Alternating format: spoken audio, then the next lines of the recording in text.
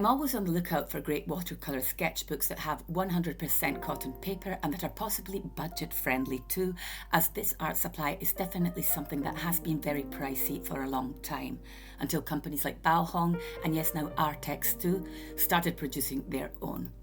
I'm Fiona and this is Drawings in a Drawer. Welcome if you're new. Today I'm going to review these affordable and very pretty sketchbooks that ARRTX sent to me to celebrate World Watercolor Month, which also happens to be my birthday month, July.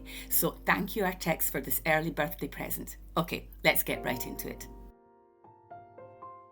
I immediately appreciated the gorgeous covers on these sketchbooks. I think a lot of thought and care went into the design, and they're a welcome change for my beloved Etcher's white canvas cover that gets grubby in no time. And I also really love the fact they came in my two favourite formats, square and portrait.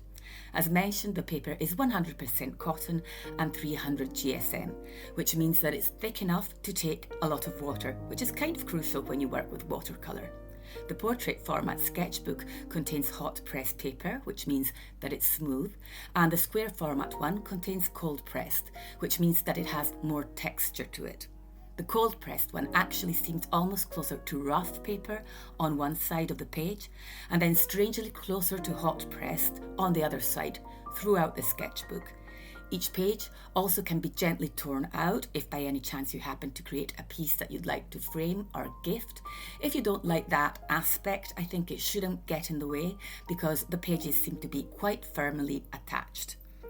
I decided to start out with a hot pressed one and I swatched some paints just to get a feel of it, and I immediately noticed that the paper is super smooth. This kind of paper works a sort of magic for me, or it has since I've learned to embrace extremely smooth paper. Let me explain. To me it feels like the paint tends to sit on the surface more, and while in the past this got on my nerves, I have since learnt through trial and error that this kind of paper doesn't need many layers, which is the way I usually paint, with lots of layers.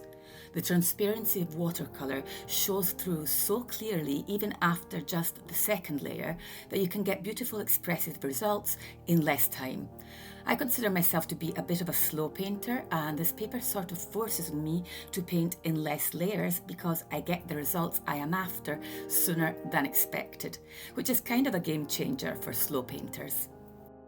Something else I noticed is that the paint lifts out very easily, so if you are a little hesitant and like to have a bit more control, this paper is surely good for that.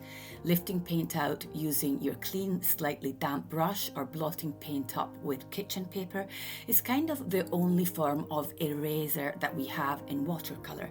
It allows us to backtrack a little if we make a mistake, and I know that a lot of you like to have that option. At the time of this video, these sketchbooks are priced around €15, more or less $18 on Amazon. I've also seen a set of two priced at $17, which seems crazy.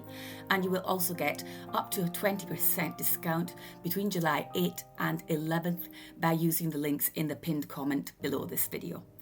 This is of course much cheaper than other brands who charge $40, $50 or even quite a bit more for 100% cotton watercolour sketchbooks, and I'm not saying that is wrong. They are very often handmade and a lot of work goes into that, but at the same time it's hard to keep spending that amount of money if you use your watercolour sketchbooks a lot and have to purchase several throughout the year, or if you like to work in different ones at the same time, which is what I do.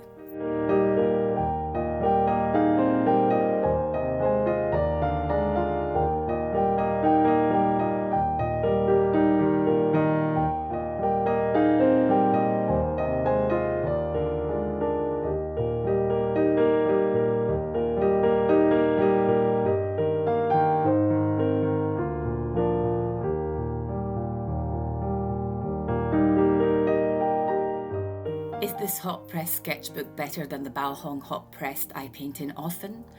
It's really hard to say because they are completely different, and I really think it depends on your style of painting. I think you can tell from the footage how the paint behaves on this paper.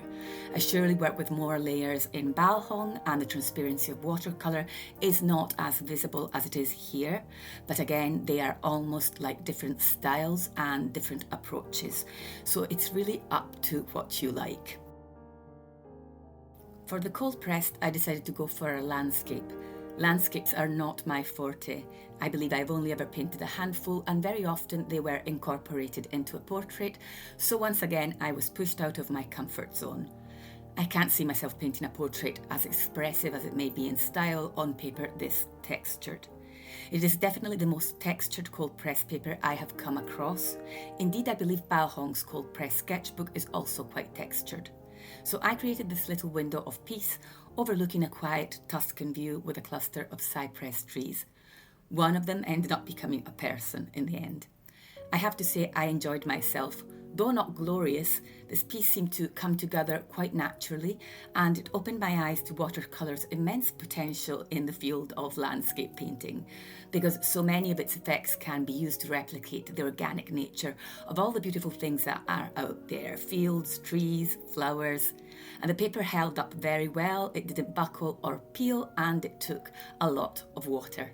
You have to be careful if you're using masking tape like I did, because some of the paper did rip a little when I removed it, but that is not uncommon, especially if you haven't made sure that the paper is completely dry. It's always a good idea to give it a good blast with a heat tool or small hair dryer before removing the tape, so keep that in mind.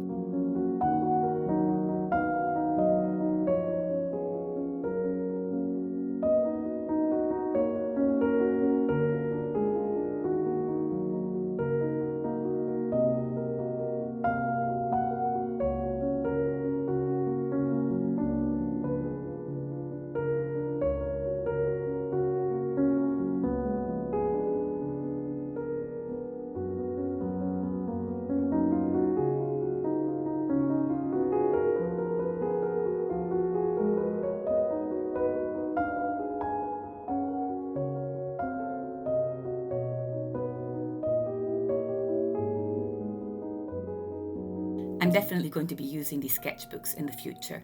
I might dedicate the hot press to a fantasy Lord of the Rings theme and use the little one to practice landscape painting on the go. I hope you enjoyed this video. If you'd like to join my art community on Patreon, check the link in the description box below this video. We have so much fun over there. And as usual, I will see you all next Sunday. Oh yes, and click that notification bell so you won't miss any of my videos. Bye for now.